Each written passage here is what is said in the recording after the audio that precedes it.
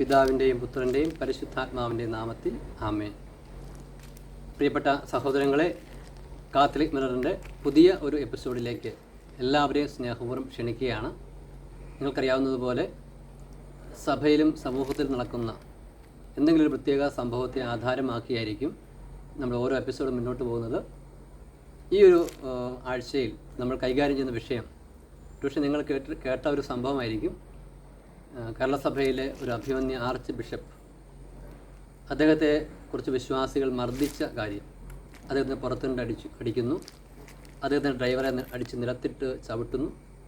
അങ്ങനെയൊക്കെയുള്ള അനുഭവങ്ങൾ അദ്ദേഹം തന്നെ പങ്കുവെച്ച ഒരു വീഡിയോ ഒരുപക്ഷെ നിങ്ങൾ കണ്ടിട്ട് കാണും.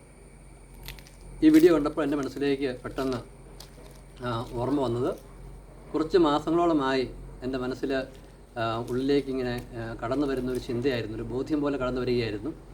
ഇങ്ങനെയുള്ള സംഭവം, അഭിമന്യ പിതാക്കന്മാരെ പോലും വിശ്വാസികൾ ആക്രമിക്കുന്ന ഒരു സാഹചര്യം സഭയിൽ ഉണ്ടാകുന്നതിനെക്കുറിച്ച് ടീമിലുള്ള ചിലരോടൊക്കെ ഞാൻ പങ്കുവയ്ക്കുകയും ചെയ്തിരുന്നു.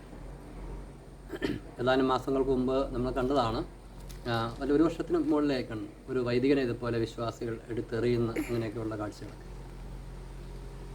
കർത്താവിൻ്റെ അഭിഷിക്തരെ, എൻ്റെ അഭിഷിക്തരെ തൊട്ടു പോകരുത് എന്നൊക്കെയുള്ള സംഗീത വചനങ്ങളെ മനസ്സിലേക്ക് കൊണ്ടുവന്ന് വൈദികരോടും മെത്രാന്മാരുടെ സന്യസ്തരോടുമൊക്കെ അതീവ ബഹുമാനം കാണിക്കുകയും ആദരവ് കാണിക്കുകയും അവർക്കെതിരെ ചിന്തിക്കുകയോ പ്രവർത്തിക്കുകയോ ചെയ്യുന്നതൊക്കെ വലിയ തെറ്റായിട്ട് വിശ്വാസികൾ കരുതിയിരുന്നൊരവസ്ഥയിൽ നിന്നാണ് ഒരു അഭിമന്യ ബിഷപ്പിനെ വരെ അടിക്കുന്നൊരവസ്ഥയിലേക്ക് വിശ്വാസികൾ എത്തിയിരിക്കുന്നത്. എന്തായിരിക്കും ഇത് കാരണം? ഇത് നമ്മൾ ലാഘവത്തോടെ കാണരുത്. ഇതുപോലെയുള്ള സംഭവങ്ങൾ ആവർത്തിച്ച് സംഭവിച്ച് നമ്മൾ കണ്ടും കേട്ടും നമുക്ക് തന്നെ വലിയൊരു വാർത്തയല്ലാതെ വന്നിരിക്കുന്നു. ഇതിനു മുമ്പുള്ള മാർപ്പാപ്പയെ, ഇപ്പോഴത്തെ മാർപ്പാപ്പയെക്കുറിച്ചും ഞാൻ ശ്രദ്ധിക്കുകയുണ്ടായി. നമ്മുടെ സഭയിലെ, കേരള സഭയിലെ ചില വിശ്വാസികൾ തന്നെ എത്രയോ മോശമായിട്ടാണ് അദ്ദേഹത്തിൻ്റെ പേര് വിളിച്ച് സംസാരിക്കുന്നു, ആദരവില്ലാതെ. എന്നിട്ട് അങ്ങനെ എനിക്ക് തന്നെ പറയാൻ ബുദ്ധിമുട്ടുണ്ട്. അത്രമാത്രം മോശപ്പെട്ട രീതിയിലൊക്കെ മാർപ്പാപ്പയെക്കുറിച്ച് സംസാരിക്കുകയാണ്. അത്രമാത്രം വിശ്വാസികൾ അവർ നല്ല ആധ്യാത്മികരാണ്, വലിയ കത്തോലിക്കരാണെന്ന് വിചാരിക്കുമ്പോൾ പോലും അത്രമാത്രം വഴിതെറ്റിയാണ് നീങ്ങിക്കൊണ്ടിരിക്കുന്നത്. പ്രിയപ്പെട്ട സഹോദരങ്ങളെ, ഇതിൻ്റെ എല്ലാം അടിസ്ഥാനപരമായൊരു കാരണമായിട്ട് എനിക്ക് ഫീൽ ചെയ്യുന്നത്, പരിശുദ്ധ കത്തോലിക്ക സഭ വഴി ഈശോ നമ്മളെ പഠിപ്പിക്കാൻ ആഗ്രഹിക്കുന്ന സത്യവിശ്വാസം, തിരുസഭയുടെ സത്യപ്രബോധനങ്ങൾ, ഇവയെക്കുറിച്ചുള്ള വിശ്വാസികളുടെ അറിവില്ലായ്മയും അവയോടുള്ള ഒരു താല്പര്യമില്ലായ്മയുമാണ് ഇപ്രകാരമുള്ള ഈ സംഭവങ്ങളിലേക്കൊക്കെ വിശ്വാസികൾ എത്തിക്കുന്നതെന്നാണ് എനിക്ക് മനസ്സിലാകുന്നത്.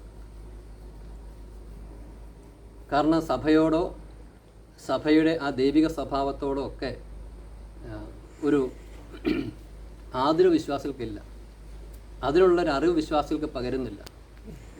പക്ഷേ വിശ്വാസികളെ ക്രിസ്തുവിനെക്കുറിച്ചും സഭയെക്കുറിച്ചും സഭാപ്രബോധനങ്ങളെക്കുറിച്ചും ഒക്കെ പഠിപ്പിക്കേണ്ട വ്യക്തികൾ തന്നെ ആ ഒരു മേഖലയിൽ വരുത്തുന്ന ആ ഒരു കുറവുകൾ അവസാനം അവർക്ക് തന്നെ ഒരു അപകടമായ അവസ്ഥയിലേക്കൊക്കെ സഭയിലെ കാര്യങ്ങൾ വന്നുകൊണ്ടിരിക്കുകയാണ്. പ്രിയപ്പെട്ട സഹോദരങ്ങളെ, അതുകൊണ്ട് ഇതുപോലെയുള്ള സംഭവങ്ങൾ അരങ്ങേറുമ്പോൾ ഒന്ന് നമ്മൾ ശങ്ക് തകർന്ന് കർത്താവിനോട് കരുണയ്ക്ക് വേണ്ടി പ്രാർത്ഥിക്കണം. ഇപ്രകാരം പിതാക്കന്മാരുടെ അച്ഛന്മാരോടൊക്കെ പെരുമാറുന്നവർക്ക് കർത്താവിൽ നിന്ന് വലിയ ഒരു ശിക്ഷ തന്നെ ലഭിക്കുമെന്നതിനെക്കുറിച്ച് നമുക്ക് നല്ല ബോധ്യമുണ്ട്. പക്ഷേ അവർക്ക് വിശ്വാസമില്ലാത്തത് കൊണ്ട് അവരതേക്കുറിച്ച് ചിന്തിക്കുന്നില്ല. അപ്പോൾ ഇപ്രകാരം വിശ്വാസികളെ തെറ്റ് ചെയ്യുന്നതിലേക്ക് അഭിമന്യ പിതാക്കന്മാരുടെയോ അല്ലെങ്കിൽ വൈദികരുടെയോ സിസ്റ്റേഴ്സിൻ്റെയോ ഒക്കെ പ്രവർത്തനങ്ങൾ കാരണമാകുന്നുണ്ടെങ്കിൽ അവരും ആ കാര്യങ്ങളിലൊക്കെ വലിയ ശ്രദ്ധ പുലർത്തുവാനായിട്ട് ഇടയാകട്ടെ പ്രത്യേകം പ്രാർത്ഥിക്കുന്നു. നമുക്ക് സഭയ്ക്ക് വേണ്ടിയും സഭയിൽ ഇപ്രകാരം പ്രവർത്തിക്കുന്നവർക്ക് വേണ്ടിയും കരുണയ്ക്ക് വേണ്ടി തീക്ഷ്ണമായിട്ട് പ്രാർത്ഥിക്കാം. ഇപ്രകാരമുള്ള ചിന്തയിൽ പോലുമുള്ള നിലപാടുകൾ നമ്മുടെ ഭാഗത്തുനിന്ന് ഉണ്ടാകാതിരിക്കാൻ നമുക്ക് പ്രത്യേകമായിട്ട് ശ്രദ്ധിക്കുകയും ചെയ്യാം. ഈശോ എല്ലാവരും സമർത്ഥം അനുഗ്രഹിക്കട്ടെ. കാത്തലിക് മിററിൻ്റെ അടുത്ത എപ്പിസോഡ് നമുക്ക് വീണ്ടും കാണാം. ഈശോ അനുഗ്രഹിക്കട്ടെ.